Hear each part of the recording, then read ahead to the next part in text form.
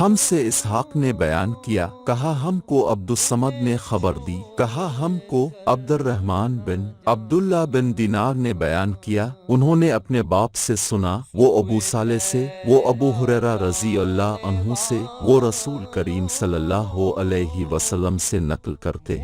اب صلی اللہ علیہ وسلم نے فرمایا کہ ایک شخص نے ایک کتے کو دیکھا جو پیاس کی وجہ سے گیلی مٹی کھا رہا تھا، تو اس شخص نے اپنا موزہ لیا اور اس سے پانی بھر کر پلانے لگا حتیٰ کہ اس کو خوب سیراب کر دیا۔ اللہ نے اس شخص کے اس کام کی قدر کی اور اسے جنت میں داخل کر دیا۔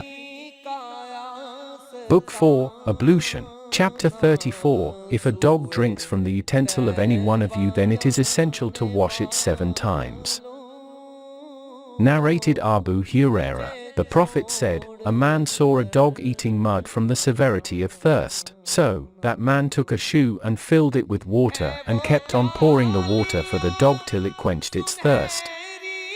So Allah approved of his deed and made him to enter paradise. Reference, Sahih al Bukhari, Volume 1, Hadith 173.